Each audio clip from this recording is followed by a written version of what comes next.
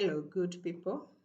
Welcome to the Safe Happy Life channel with me, Dr. Rose M. And this is a channel that discusses matters psychology and other matters mental health. Today, we are going to talk about stress. Many people ask me how they can keep their heads above the water, or at least the nose above the water. And I like to give my practical story. And this is how it goes. Like all young people, I'm no longer young. At 52, I cannot be called young. But in my earlier days, like all young people, being in love and falling in love was all that matters, or all that mattered in the world. But I found myself in a situation where love was not always served in whole numbers, but rather in percentages, in decimals, or even fractions. This disturbed my brain, and I created a warehouse of many questions, many issues in my head of where, why, how, which, where, all this. And my brain was so unhappy over the years that one day it just snapped. Literally, it just. And this is what happened. One day, I was going about my business of the day, and uh, I had packed a lot of love and unlove situations in my hand, and I thought it was wise to call a friend to share a meal with me, just to talk. Nothing in particular, but just to have an evening out. And as that happened, uh, we met, and I was seated in the restaurant with my food in front of me. As we were eating and chatting, something happened. I passed out, literally, and fell off the chair. You can imagine, in a restaurant, somebody who has brought themselves, seated, talking, and suddenly you faint. I came round pretty fast, and we continued chatting, but puzzled, quite puzzled as to what had happened. I was in good health, or so I thought, to go home, and I arrived home safely. And by 10 p.m., I was safely tucked in my bed, sleeping. I woke up around 2:30 a.m. for a bathroom visit. And I don't know what happened after I visited the bathroom and I was walking out. Because the next thing I knew was I found myself on the floor at the corridor with my head down, my face down. I called my sister, I called my daughter, and I don't know for how long I had been there because the pool of blood that was near my face had started to clot. So I realized I had been hurt my chin, and I asked them to call my neighbor or a friend of ours, whoever came first, to take me to hospital. Fortunately, the neighbor came first. And as they tried to lift me from the floor, again I fainted. The third time, same day. They put me at the back of the car, and off to hospital we went. I was received pretty well, thanks to the services in the Nairobi hospital. And I was taken through a battery of tests, scans, and all manner of examinations, just to make sure that nothing went wrong, or trying to establish what could have caused what I went through. You should have seen me being wheeled from one department to the other by the nurse aides. to, to go for those tests. And finally, what came out was there was nothing physiologically uh, wrong for me to have gone through what I went through, fainting 3 times in a day. Now, that became my turning point. I hear young people talk about character development, especially in Nairobi. If you lose your phone because you are a bit careless in the streets, friends tell you this is character development. Whatever they mean by that, they know.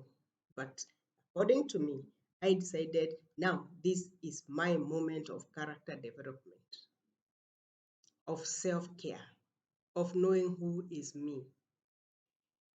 A Damascus moment, so to speak. And I decided to call myself for a conference where the agenda was me and the resurrection was about me and nothing else, nobody else. I resolved never expect anything from anyone, because if you do and it is not delivered, you will be disappointed. If you do not expect anything from anyone, you'll be able to move at your own pace. This is me. This is what I do. I do not bite more than I can chew. I learned to step on my ground. I learned to accept the real me in real situations. I learned to accept my status in life. If I can afford a small Vit, that's what I'm gonna drive. If I can afford a Subaru, that's what I'm gonna drive. But I'm not going to be in a Vit and keep thinking that I should be in a Subaru. No, biting just what my mouth can chew. I found myself and I found psychological, emotional, financial, and spiritual freedom. It is sad that I had to go through that, but I thank God I did. And I came out unscathed just for me to learn it. I have since cemented myself further in the pillars of this channel, which is edify. I learn as much as possible about what I want to learn. I declutter. This I find very important. If it's not adding value to me, I declutter. It could be a person, it could be it could be an idea, it could be anything, including items in the house. It doesn't add value to me, I declutter. I throw it out. I protect myself, because life is about me before it becomes about others. And if I don't protect myself, no one will. In security training, I've been told that security starts with me. I soothe myself when I get hurt.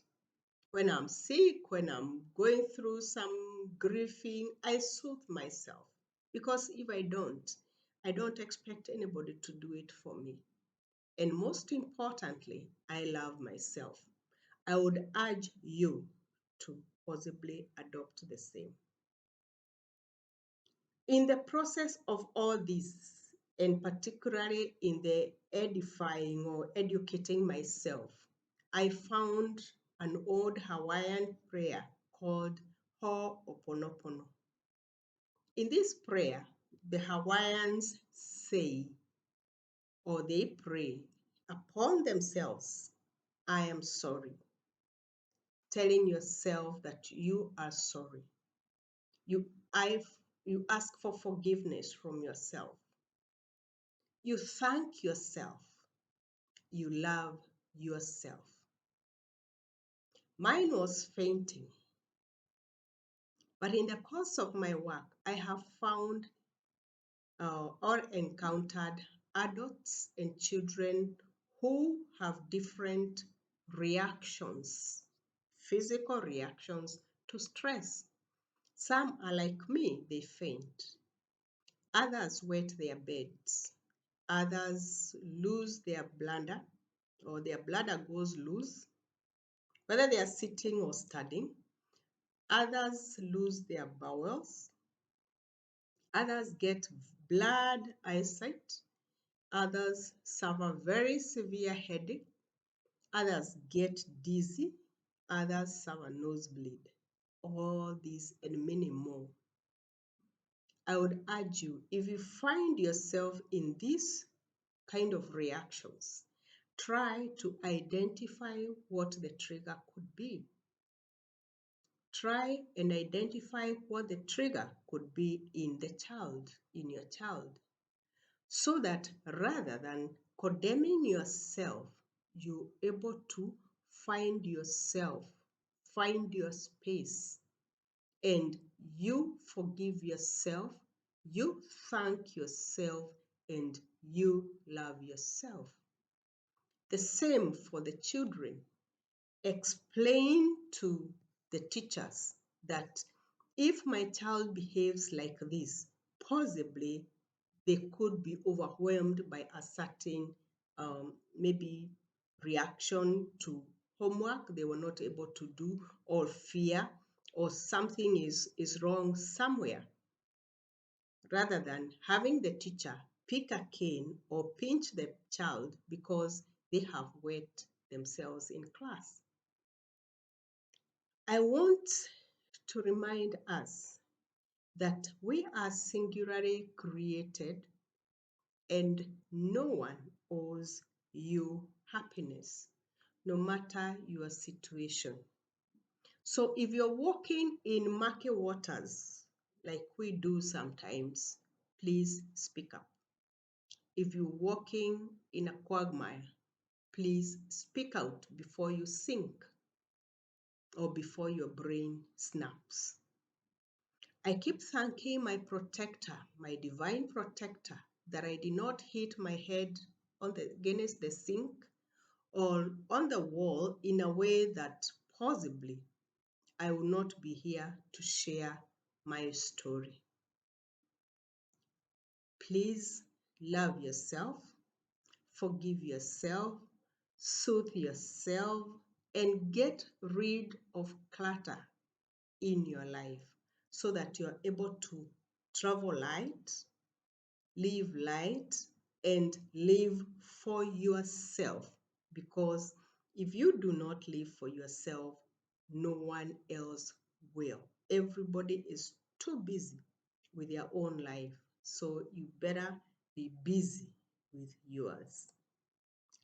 Thank you for listening to me and kindly share. Bye bye.